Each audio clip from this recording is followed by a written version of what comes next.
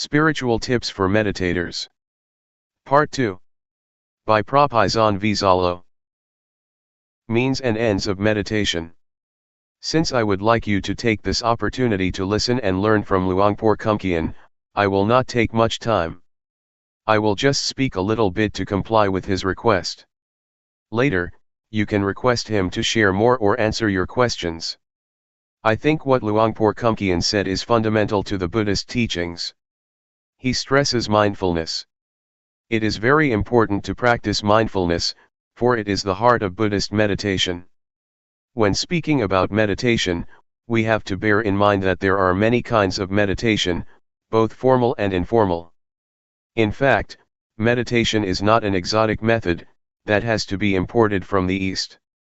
Meditation is what we have already experienced, what we have already practiced, whether we are aware of it or not. When you see nature, when you look quietly into yourself, when you reflect on your life, that is meditation. When you try to follow your breath with an expectation of calmness, that is meditation. Meditation can be practiced through drawing, painting, or music. So meditation is what we have already experienced to a certain extent. But, to make our meditation beneficial, fruitful, and worthy of our attempts and the time we spend, the shortest way, according to Buddhism, is to cultivate mindfulness. That is, meditation with awareness. Awareness is the means and end of meditation, and nothing else. For some people, meditation is the way to calmness, but for the Buddha, calmness should only be the byproduct of meditation. It is the reward that we gain from our practice. Yet, we also want to have total self-awareness. Self-awareness, or knowing oneself, is very important, as Luangpor mentioned earlier.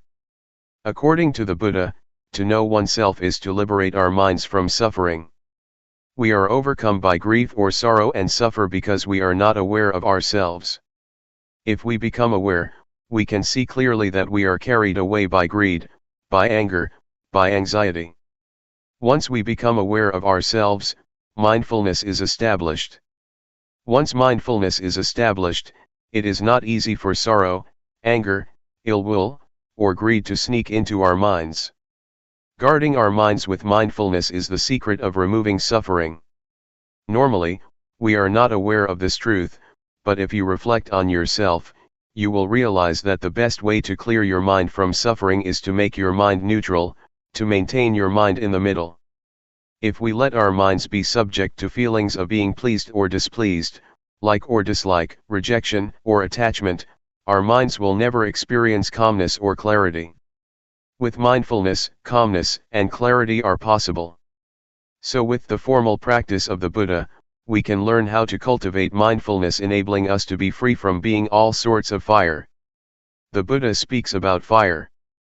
There are three kinds of fire that burn us at every moment, every day, every hour, every minute: the fire of greed, the fire of hatred, and the fire of ignorance. The fire of greed or the fire of desire, be it sensual desire or desire for becoming, always burns our mind, and that make us feel as thought we are lacking. It is quite strange that the sense of lacking is prevalent in Western societies. Despite the material richness, despite the abundance, people are overwhelmed by the sense of lack. They may have a lot of things in their houses, they may have a lot of money in their bank accounts, they may have success in their careers, but people still feel that they lack something. That is why they try to gain more and more, consciously or unconsciously. Mindfulness is very effective at stimulating the knowing element in our minds, the conscious element in our minds. It not only helps us to be awake but also brings calmness, which leads to clarity. And once our minds become clear, insight into the nature of mind is possible. That is why mindfulness is very important. June 8, 1997. The art of meditation. You may have noticed the relationship between body and mind during your practice. They affect each other and we should make the best of them for our practice. You may have observed that when you are upset or mentally tense, your breath may become shallow or you may have chest or leg pain. If you understand this relationship, you can learn how to relax your mind by controlling certain parts of your body. For example, breathing deeply can help you relax. If you want to gain or to attain a desirable of mind, you cannot force the mind directly, but you can condition it by making your body more conducive to the state of mind. The mind is uncontrollable, but it can be conditioned indirectly, by either the body or external surroundings.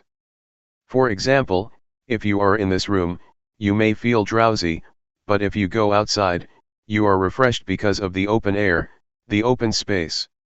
The drowsiness disappears. That is the relationship between external surroundings and the mind. Use this knowledge of the relationship to the benefit of your mind. If you sit upright during sitting meditation, for example, it is easier for the mind to collect, to concentrate, and to be calm, but if you lean against a wall, you may be sleeping. If you feel very tense, lying down will be helpful, but if you feel normal, lying down will make you sleepy. This is the relationship between body and mind. Please learn how to take advantage of this relationship to improve your practice. During walking meditation, for example, if you feel distracted or your mind becomes busy and wanders without end, walking more slowly can slow your mind. Your mind will be less distracted. The speed of your walk can affect your mind. If you feel tense because of your inward attitude, your mind turns to look inward, stopping the thinking process. In this case, walking faster can help to release the tension. The position of your head also affects your mind. As I told you a few days ago, if you lower your head too much, tension tends to arise because your mind is turning inward.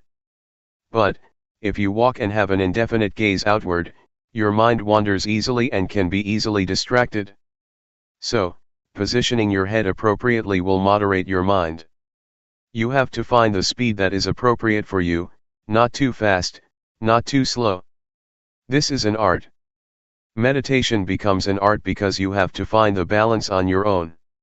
If you walk too slowly, your mind becomes tense because it looks inward and concentrate too much on the body and on the thinking process, so you have to speed up. There are two extremes. One is to wander a lot distractedly, and the other extreme is to take it very seriously, to push oneself very hard, trying to stop or to suppress the thought. The one just follows the thoughts, the other wants to stop the thoughts. These are the two extremes.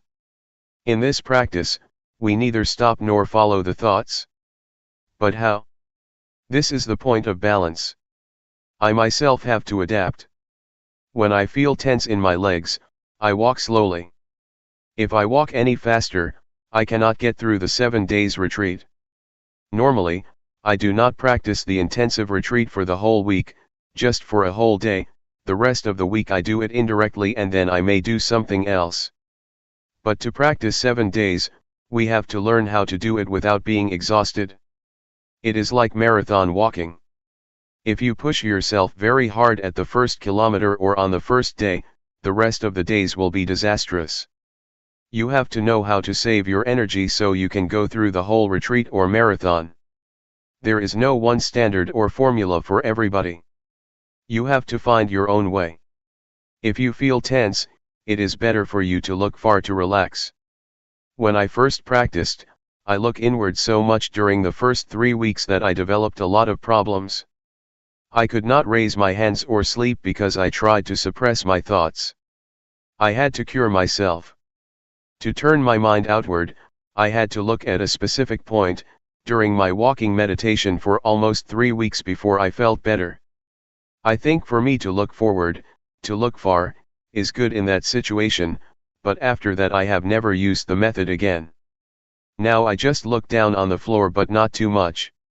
Luangpor just said, feel relaxed, and just be aware, but I did not know how to apply his teaching to my situation. I think what Luangpor said about the balance is very important. To be aware is to be on the middle ground between following your thoughts and suppressing them. I like to compare awareness to an egg. If you hold an egg tightly, it will break, but if you do not hold it, it will fall. So, you need to hold the egg firmly but not too tightly.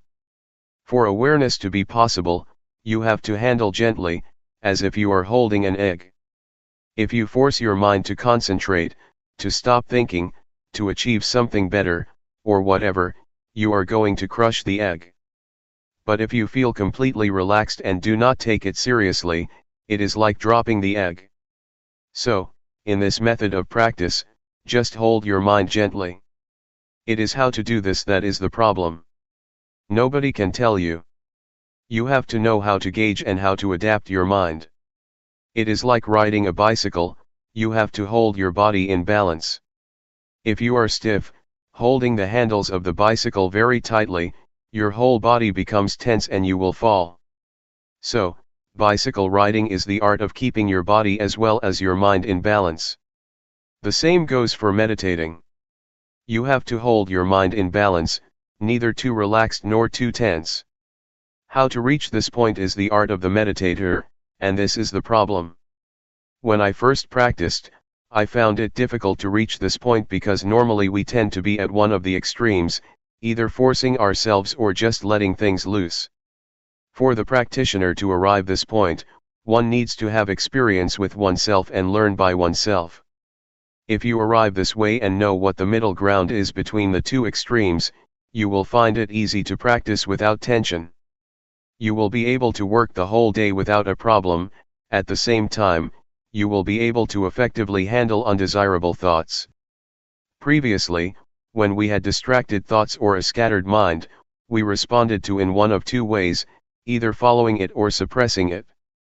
But if we know the middle way, we will find that just acknowledging our mental condition, just noticing the thought that arises, it will disappear or fade away, without our having to make an attempt to suppress it. In order to reach this point, our attitude is very important. If we want to achieve calmness, to develop mindfulness, or to gain something, we tend to suppress our thoughts. We do not want to be distracted, so we try by all means to stop distractions, thus bringing ourselves lots of problems, mentally and physically. So, just take it easy. Attitude is very important.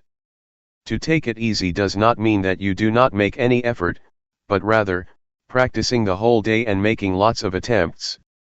The point is how to make such attempts without having anything to gain.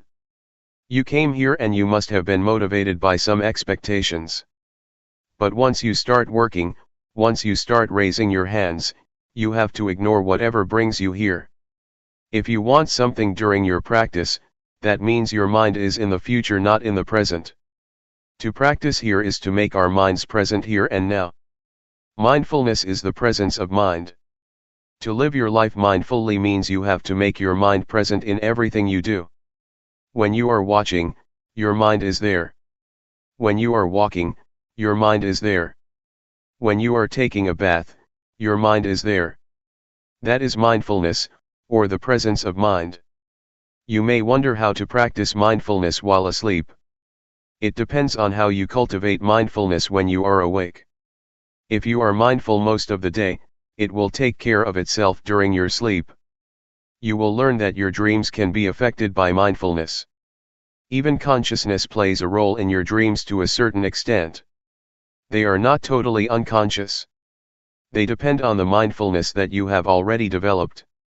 So, just take care during your waking hours, because it is the period of the day that we can control. It took me about a month to find the middle ground, but I am a bad example.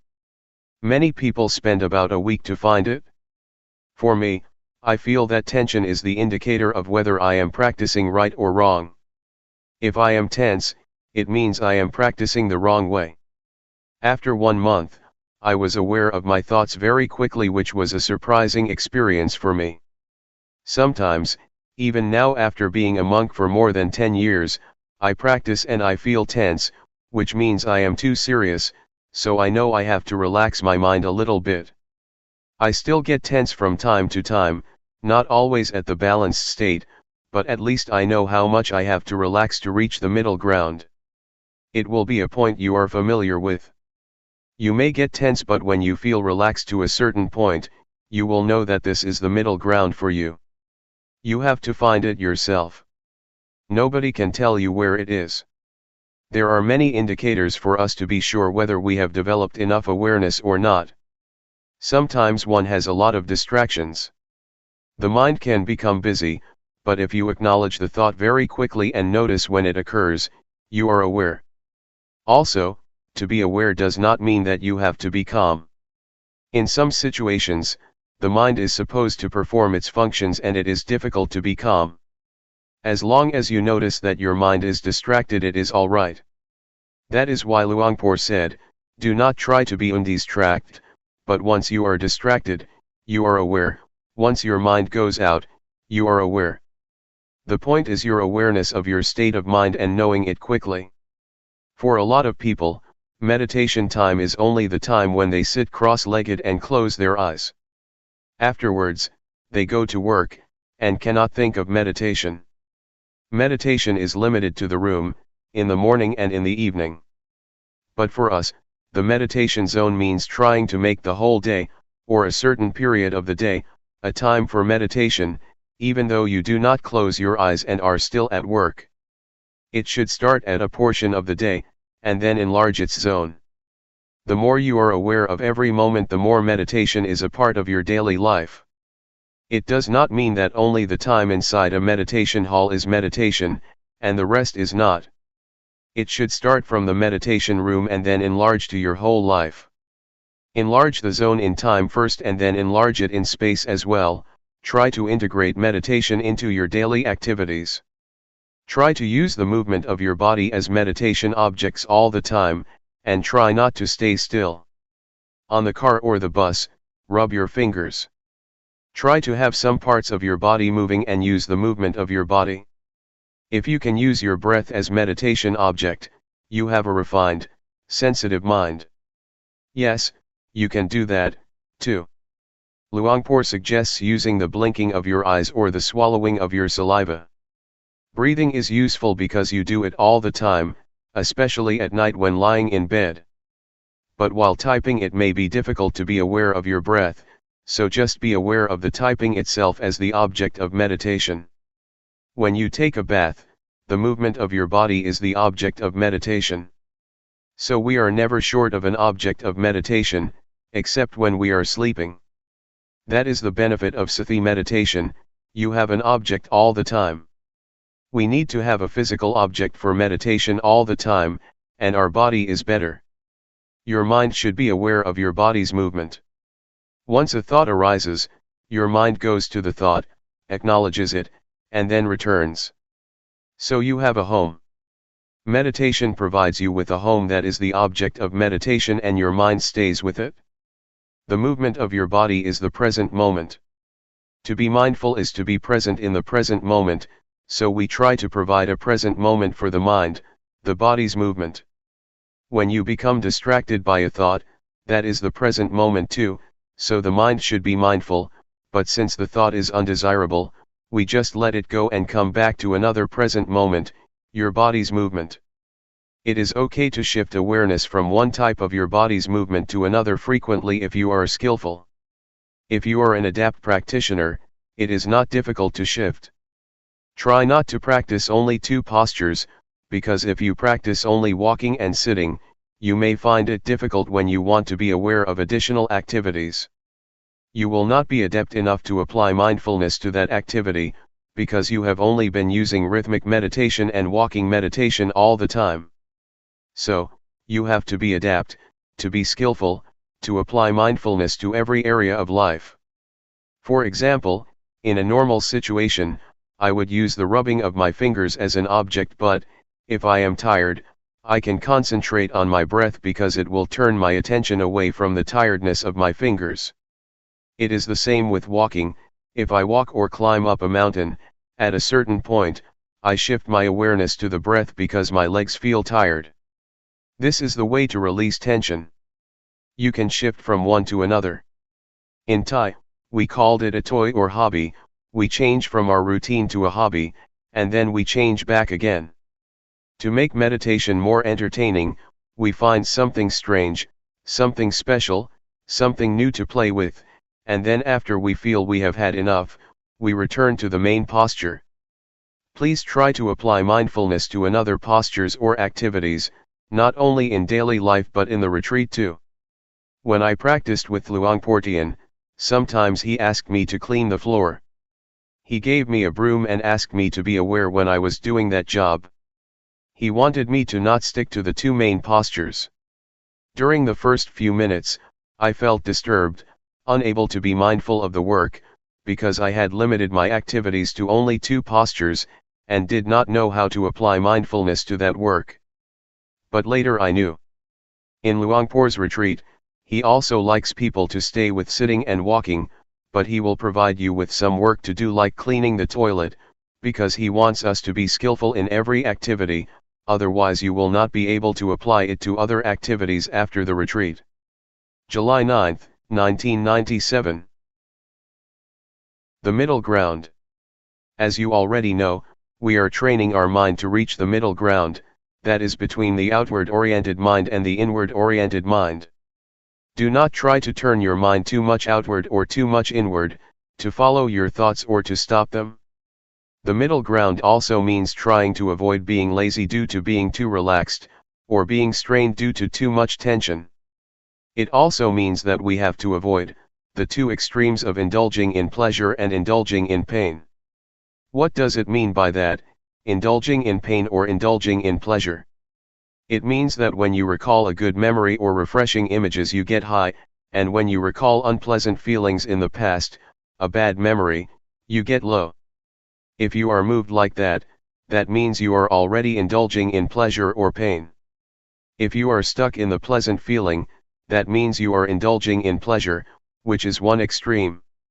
If you get low or become angry, because of your thoughts about somebody that you have bad experiences with, you become dragged down by such thoughts or memories, or if you feel upset because of dissatisfaction with your practice, means that you are indulging in pain. So, to avoid these two extremes means try to keep your mind normal, stable, and unmoved by pleasant or unpleasant feelings, good or bad thoughts, good or bad mental experiences. So, you see that the term middle ground means balanced. It has a broad meaning. It means that you do not follow the thought or suppress the thought, turn your mind too much outward or too much inward, be lazy or push yourself too hard, or indulge in pleasure or in pain. It is the art of meditation to keep our minds in balance, to reach the middle ground. You may feel it is very difficult to attain this state of mind, even though you have come closer to it. Sometimes, you have already attained that balance, but you may be dissatisfied with it. You do not realize that you have already arrived at the middle ground, so you push yourself harder and go beyond that point, moving towards another extreme. Sometimes, your mind is too much inward so you try to relax, but you relax so much that you pass the state of balance, wasting a lot of time. Sometimes, you do not think this is the point that you need to attain. You think, oh, this is not the state of awareness because so many thoughts are still coming up, so I have to push myself harder. You are not satisfied with that state of mind simply because you have some expectation, so you keep passing the state of balanced mind without realizing that you have already experienced it. I think expectations are sometimes illusory. They are dangerous because they can deceive us, so we have to be very careful. We have some expectation about awareness, so we have already adjusted our mind to the expected state of awareness. Since we do not feel the calmness that we expected, and we feel thoughts still arising, we keep ignoring this state of balanced mind. I am sure that you have already experienced the state of awareness, the state of balanced mind, even though you may not realize it. So try again that you may find it and have confidence in it. Another point that I would like to mention is that, aside from keeping our mind in balance between the two extremes, we also need another art, the art of reconciling two opposing values. We face conflicts in our daily lives between freedom and discipline, between diligence and concentration. If you are too diligent, your mind becomes distracted, but if you concentrate too much, you tend to be lazy. The point is how to reconcile these two opposing values. Right and duty are another pair of values that we have to reconcile. Individualism and communalism are also two opposing values that we have to reconcile, or our lives will suffer. We also face the same dilemma in meditation practice. It may be even more difficult than what I have already mentioned. One is to take it easy but to try hard. Luangpor always stresses this: relax. Take it easy, but try hard. Take it easy but keep trying all day. It is quite contradictory, but you have to reconcile these two or you cannot make progress. Luangpor Teean always said, take it easy, but seriously. Luangpor Teean, unlike Luangpor Teean, would give you only a 5-minute talk. At his interview, which lasted less than 5 minutes, he kept saying we should take it easy but seriously, or take it easy but do it all day. I was quite confused then, but now I understand what he meant. I think this is the kind of training that is very useful for our daily lives, because it is the art of working happily and more effectively. To be happy and to be effective is a pair of values that may seem to oppose each other, but that can be reconciled. During the practice, you have to learn not to expect anything, to just work. If there is too much distraction, that is okay. If you suffer, that is okay. If you are frustrated, that is okay. You have to learn this attitude, because if you want to gain something, to attain calmness, to be aware of your thoughts as quickly as possible, you will be inclined to keep turning your mind inward, trying to suppress your thoughts. You will keep watching your thoughts all the time and end up ignoring the awareness of your body. Luangpor always emphasizes that we should grasp our awareness of the body, and ignore our thoughts first. But normally, in my experience, I seldom remembered this instruction. I tried to stop my thoughts, to suppress them, because I wanted to win. I did not have much time, so I wanted to attain the result as soon as possible, and I got stuck. After 3 weeks, I could not practice anymore. I could not do the hand postures because once I moved my hands, after only a few minutes, I got a headache and I suffered. With a headache and a lot of pain, I could not sleep. I made a vow to practice with Luangpor Teean for 1 month, and 3 weeks had already passed with only 1 week left. Feeling hopeless, I decided that I would leave the temple after I finished that week. So I just walked without any expectations, just waiting for my time to finish. I just kept walking because I could not do anything else. That week was very good for me because once I did not have any expectations, did not have any hopes, and just walked to waste the time, just trying to ease my tension, to turn my mind from inward to outward, I felt that mindfulness suddenly developed a lot, because I did not mind anymore. June 11, 1997.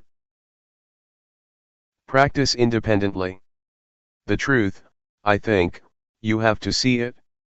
You have to see the truth for yourself. If I tell you, it will not be your truth, but an academic or indirect experience. I suggest you not use your intellect to find the truth but direct experience, you must realize it by yourself. Sati, or mindfulness, is a capacity of mind to recall. When you walk in meditation, you think about your work next month, the body walks but the mind goes somewhere else. Then, you recall that you are supposed to be mindful while walking. That is mindfulness. When your mind comes back to walk, you feel the sensation of walking and have clear comprehension. That is awareness. It is very important for us to try to experience awareness directly. It is also a capacity of the mind. One cannot experience awareness through thought or the intellect, for it is beyond the realm of intellect. You have to experience it directly with your feelings. We use a lot of thought, a lot of intellect, but rarely the faculty of feelings or awareness. When you want to touch something, you have to touch it with the hand, not the glove. Intellectualizing awareness is like touching something through gloves. It is not awareness, not a direct touching with your mind. I would like to recommend you to practice independently. Independent of what?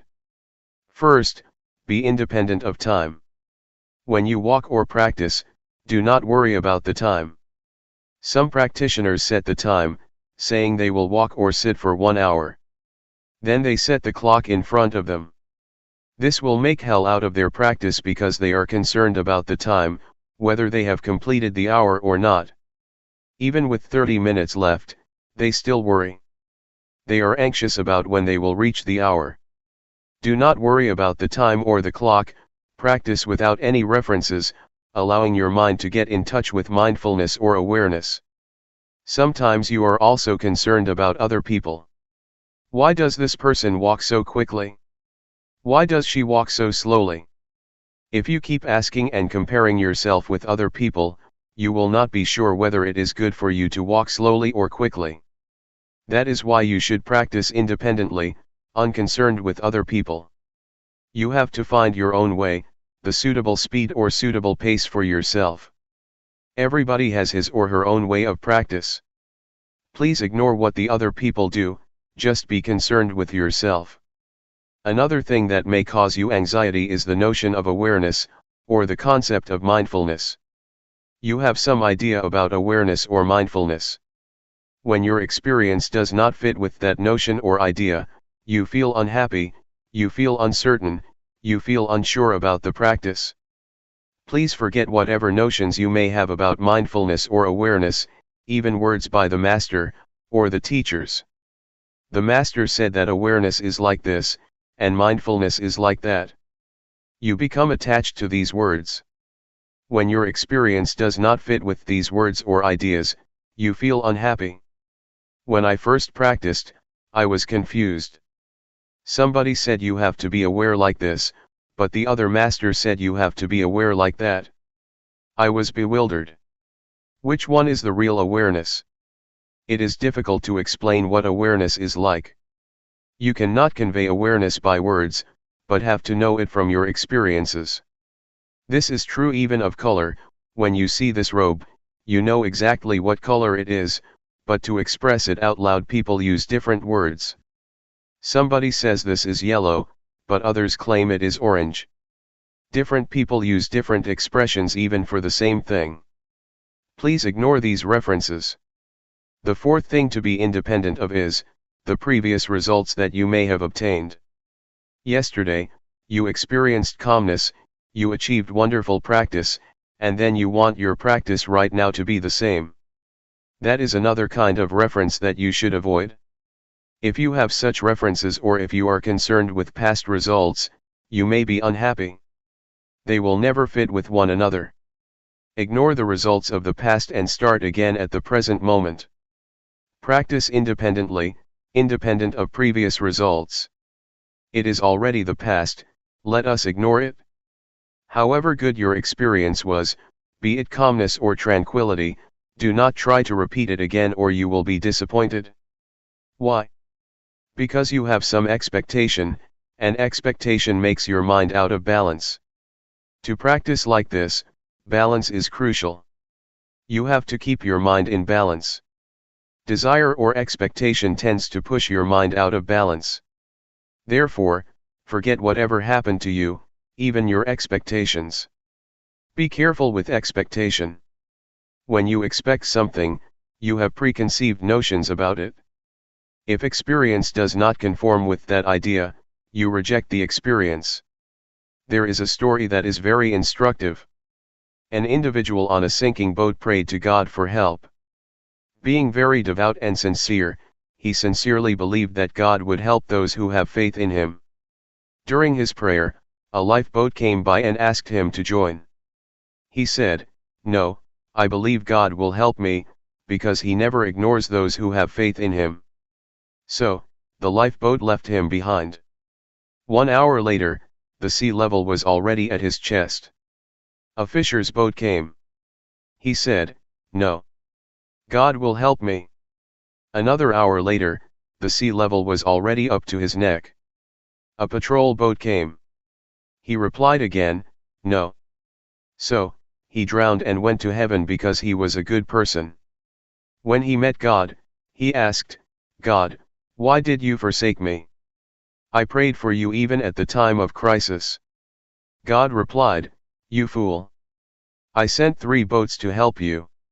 Why didn't you take the boat? The man expected a miracle. In reality, no miracles happen. God's action is not miracle, he works through ordinary events.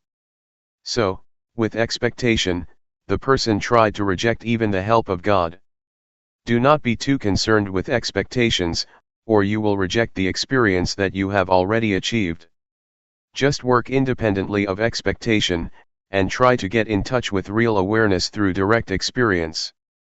When you get a result, it will be the true outcome of your practice. Do not bother with miracles or preconceived expectations. Question: how can you forget everything and not have any expectations or references? Answer: it can be done through repetition. In the first hour it may not be easy to forget, but if you practice more and more, you will feel in harmony with the practice, and then this notion will pass away. Nevertheless, you have to do it repeatedly, over and over again. Then, a new kind of habit will develop, the habit of letting go and forgetting expectations. Question: that is very, very hard. Answer: it is possible, if you try to be at the present moment. I found that when I feel in harmony with the practice, I do not care about the rest. To be in harmony with the practice takes time, but it is possible. We call it, to be at the present moment. When you have developed that habit of being at the present moment, you will be less distracted by expectations, by time or schedules, by other people's practice. Question: are you suggesting that we totally ignore previous experience on how to get there? Answer: I suggest you do that when you start the practice. However, when you finish, you may review and think about which one is the way. During the practice, try to be at the present moment, otherwise, your previous results will distract you from the practice. Question: when we start the practice again, we will take reference of the previous experience, right? Then, how can you practice independently? Answer: a kind of habit will develop within you. Question: right, I see what you mean, inherit a habit from the previous practice instead of knowledge. Answer: yes. It has already happened to you, because all of you have been practicing for a long time. You have inherited some habits or some tendencies. That is the most important, more important than something in your mind.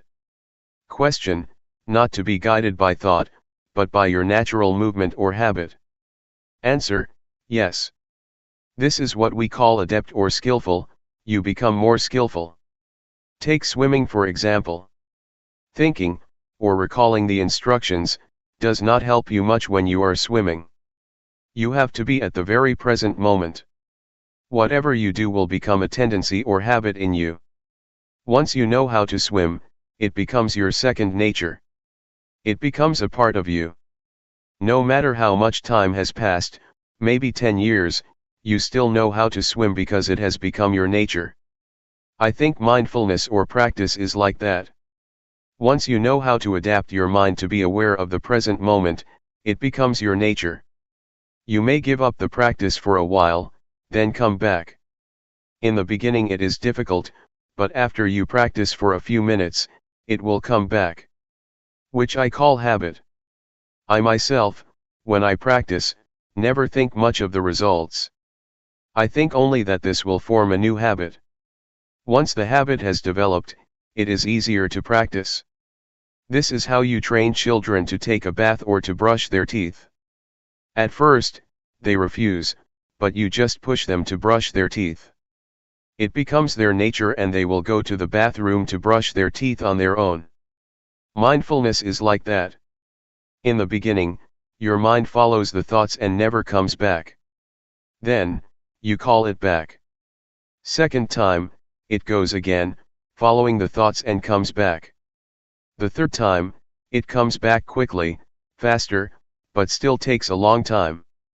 Then, You call it back all the time, many times, it returns faster and faster. The unintentional thought will become shorter and shorter. In the beginning, it is like a train of thoughts with 12 cars of thoughts. After practicing for a few days, it becomes 10 cars. The train of thoughts becomes shorter, shorter, and shorter. Then, only one car of thoughts, because your mind becomes faster. It is the habit of the mind to come back faster. This is what mindfulness is. You need not to stop the thoughts. Your mind will come back on its own. July 8, 1997. Harmony within. Meditation practice is to train ourselves to be in harmony with ourselves, or to be in harmony with the present moment. To be in harmony with the present moment has a broad meaning. It means that we have to be content with what we have, with what we are doing, and also with what we are at the present moment. To go deeper than that, it means to be content, accepting the thoughts or emotions that we have at the present moment. To accept does not mean that you are lost, or follow the thoughts. That is not acceptance. Accepting means keeping our mind normal, not reaching to the thoughts whatever they may be. This is the only way to free our mind from all kinds of thoughts or emotions. Whether they are positive or negative thoughts, pleasant or unpleasant emotions, agreeable or disagreeable feelings, just observe them and learn to come to terms with them. People, in general, are likely to react to the thoughts or emotions that they have.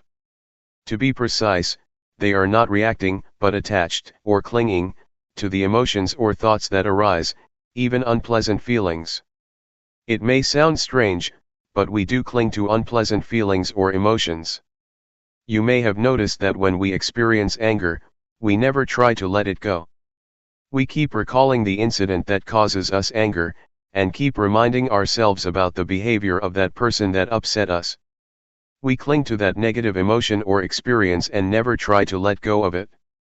We may want to, but we never try. We just cling to it, grasping the anger, the anxiety, or whatever. Thus we cannot sleep at night, because we keep thinking about this and that despite the fact that they are unpleasant feelings, emotions, events, or experiences. That is why I say we cling to it. We do not accept it the way it is, but cling to it. That is what the Buddha called indulging in pain or indulging in suffering. In the first sermon of the Buddha, he mentioned two extremes, indulging in pain and indulging in pleasure. Buddha advised us to avoid these two extremes.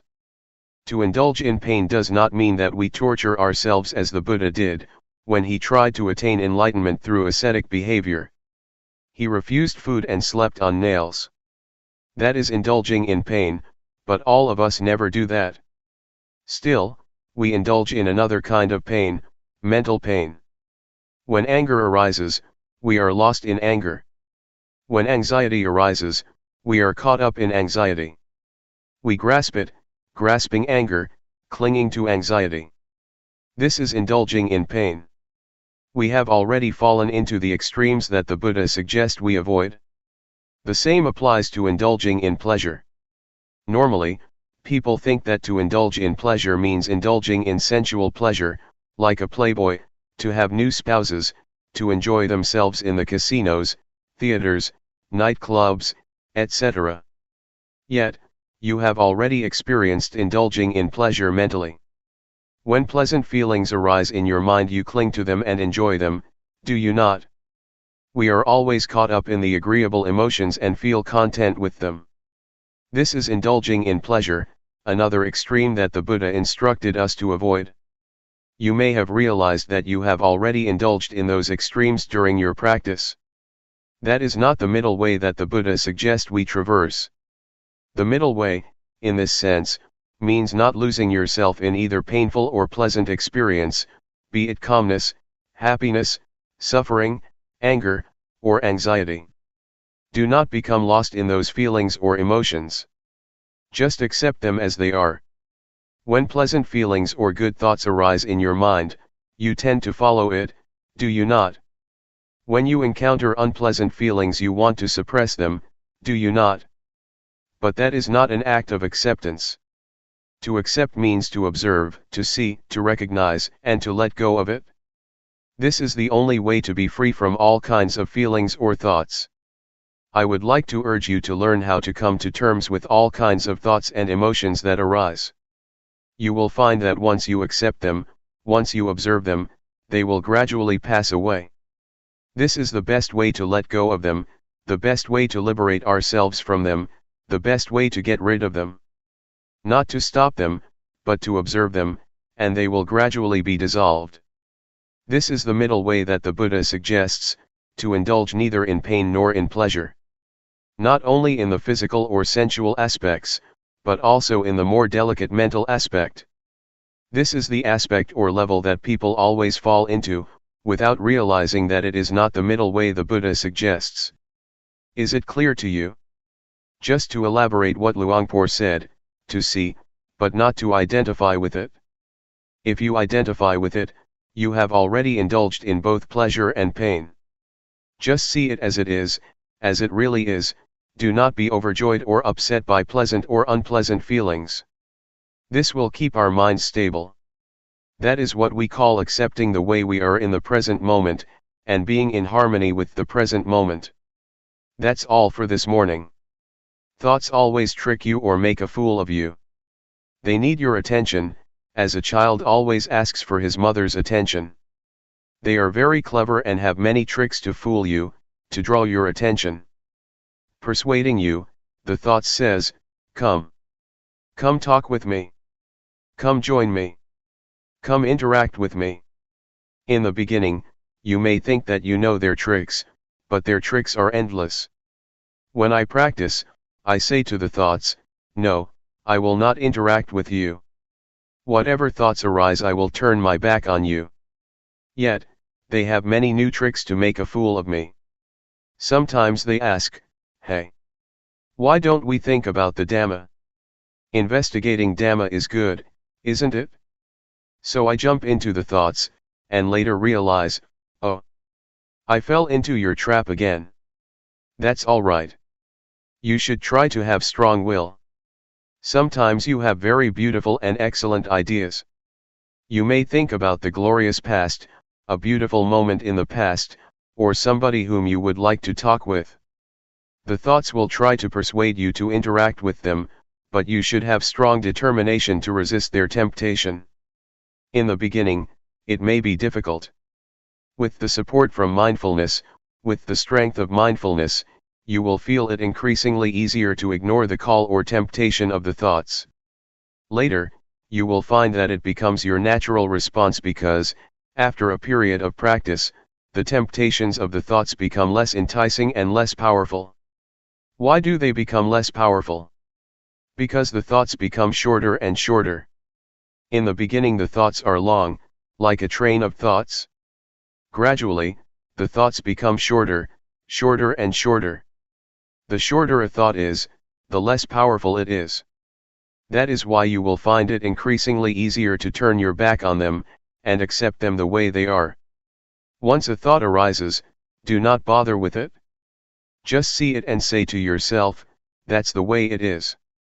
Whatever the thoughts or feelings arise, be they good or bad, wholesome or unwholesome, just see them without being disturbed or annoyed by them.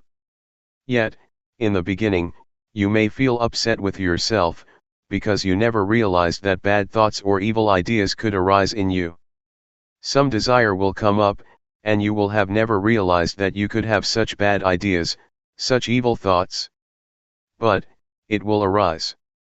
If you are mindful enough, you will accept it. That's the way it is. Gradually the equanimity arises. So I suggest you maintain the attitude of acceptance. Whatever ideas, whatever thoughts, whatever emotions occur in your mind, just try to keep them normal and have no preferences, like or dislike, appreciation or aversion. Try to avoid these two extremes, and just accept them the way they are. This is the second mantra I would like to present to you, that's the way it is. The bad thoughts that arise, the evil ideas that arise, are beyond your control. So, just accept them as natural, as normal. That's the way it is. Thus develop the indiscriminative mind. The ordinary mind tends to be judgmental.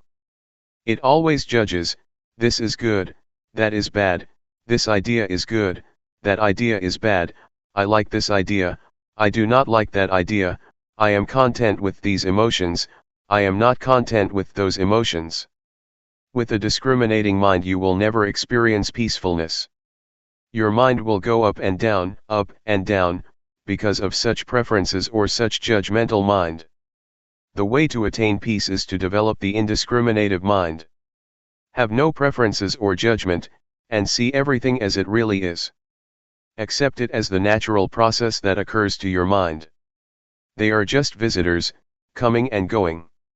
No matter how good or bad the idea is, any kind of idea, just let it come and go, appear and disappear. Do not be bothered with it. Just see it, take note of it, and then come back, returning your attention to the body's movement. In brief, try to resist the temptations of the thoughts. They need your attention because that's the only way they can sustain themselves. Unless you give them your attention, they cannot survive. They can exist only with your support. If you do not pay attention to them, they will just pass away. This is the best way to handle the emotions. Do not suppress them, stop thinking, nor force your mind to drop these thoughts. Just say to yourself, when the thoughts arise, that's the way it is. July 9, 1997. Calmness and insight. There are two words that Luangpor always mentions, mindfulness and awareness. Both are like twins. They are interchangeable, help each other, and always come together. Mindfulness is that which recalls. For example, you are moving your hands, but you forget that you are doing it because your mind is distracted. Then, you remember that you should be attentive to your hand movement. That capacity to recall is mindfulness. Mindfulness recalls and brings your mind back to the action of your hands. When your mind is attentive to your hands, or to any activity, you become aware of your body, aware of yourself. This is awareness. Once you are aware of any activity, you know what should be done as far as that activity is concerned. This is clear comprehension, another function of awareness. When you are aware of an object and attentive to it, your mind becomes increasingly collected and composed, thus enhancing concentration. Awareness also gives rise to and strengthens mindfulness. Sometimes, while you are supposed to be aware of your body's movement, your mind becomes distracted. Awareness of your body's movement sometimes helps your mind to recall that you must be mindful of your body, and that's why it can help to bring your mind back. It awakens mindfulness, bringing back the mind. For example, when you are listening to someone's speech, you rub your fingers. You may be distracted by the environment, by your worries or your concerns about something else. Suddenly, you feel the sensation of your fingers, and the sensation helps you to remember that you should be listening to the talk. So, mindfulness becomes function and brings your mind back to the talk, to be attentive to it. This is how awareness helps mindfulness to function, or take place. Mindfulness, awareness, and concentration are closely related. Mindfulness gives rise to awareness, awareness gives rise to concentration, and vice versa. They help each other, enhancing each other. Don't be confused when Luangpor sometimes mentions mindfulness, and a few moments later he mentions awareness or mindfulness and awareness. They are the same. Technically they are not the same, but in practice they work very closely together. Briefly speaking, mindfulness brings the mind back to the activity or meditation object. Once your mind is with the object, you have awareness, you know and you see clearly. With the functions of mindfulness and awareness as I mentioned, two things will occur. The first is calmness. It arises because you are not distracted by thoughts or by external stimulation. Your mind does not wander around because your mind is attentive to, or tied to, the meditation object. Thoughts may arise in your mind, but they are short and do not disturb you much. You may feel hot, you may feel cold, but it does not give rise to anger or upset you, because mindfulness brings you out of the anger or negative qualities, and back to the object of meditation. But, if you do not have an object of meditation, your mind can easily be caught in the anger, that is the result of unpleasant feelings. So, mindfulness and awareness help you to let go or be free from the discontentment. That is why calmness and relaxation are possible for the one who has mindfulness. The second thing that happens when you have mindfulness is wisdom, or clarity of mind. It happens because mindfulness and awareness keep your mind from liking or disliking, from being up or down, from being content or discontent. They keep your mind stable and without bias. If you have preferences, if you are discriminative and like or dislike, you have bias and you cannot see things clearly as they really are. This will not be the case if you have mindfulness. For example, when anger arises, you will not be caught up in it, you will distance yourself from it and see the anger. You do not reject anger, but just see it. You can see how it exists and how it passes away. But, if you get into the anger, you cannot see, and you cannot know the anger. Just as when you are in this hall, you cannot see what this hall looks like, unless you go outside, only then can you see what the Kuan Yin hall looks like. You have to be outside so that you can see clearly what or where it is. How can you be outside the anger if you do not have mindfulness? Mindfulness helps you to be outside the thought and see it as really is. That is why Luangpor always emphasizes that, you have to see. You should know. You should not be lost in any kind of thoughts, be they good or bad, of pleasure or pain, so that you can see and know. Truth will reveal itself. In short, as I mentioned, there are two kinds of results that will take place, calmness and insight, or wisdom. Yet, you should bear in mind that calmness is not the primary aim of this meditation. The primary aim is insight. If you take calmness as the primary objective, it is easy for you to become lost in calmness, and then you cannot even see what it is. Just recognize that calmness is like this, when it manifests itself, and do not be overjoyed with it. Just see that that's the way it is, and then try to maintain your mind to see, to be clear, keep knowing, keep observing. That's all. This is just to make a brief distinction between mindfulness and awareness, and to highlight their main functions as well as how they work together. Practically, they have more functions than what I have just mentioned. July 10, 1997. The point of balance. As you may be aware, Luangpor tries to suggest that you not watch your mind or watch your body closely. There are some justifications for that. In our daily life we tend to do a few things at the same time.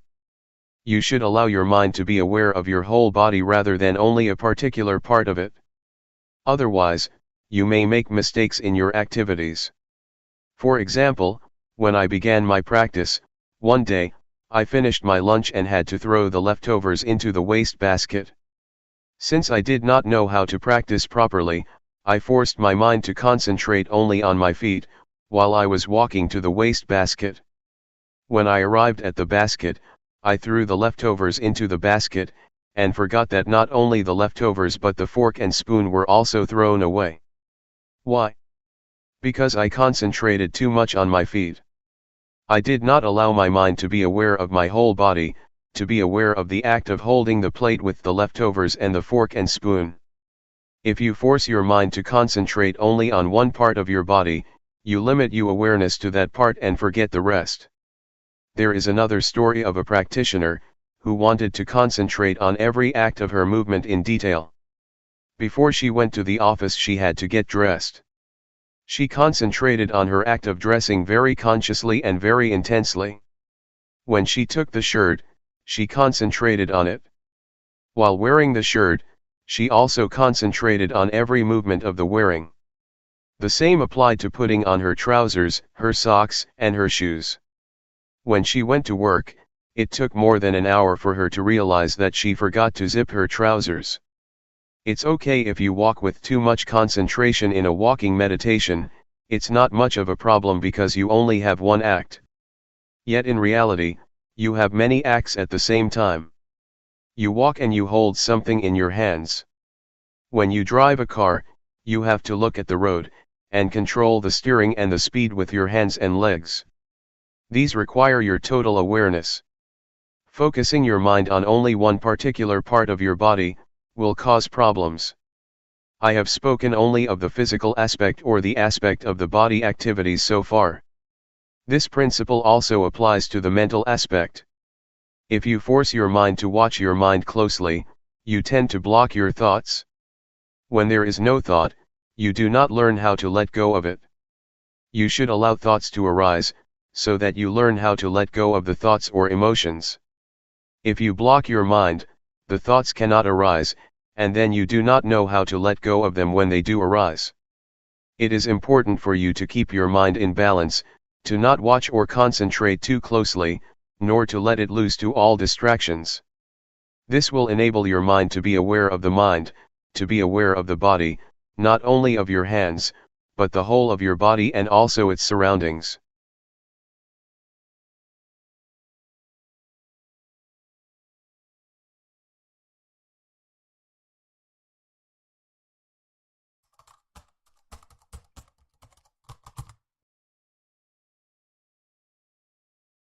May all beings be at ease.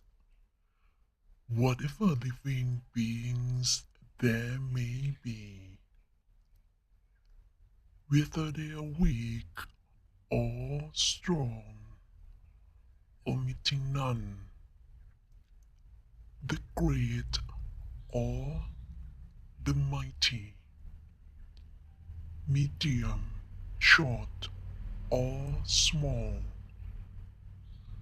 the seen and the unseen, those living near and far away, those born and to be born. May all beings be at ease.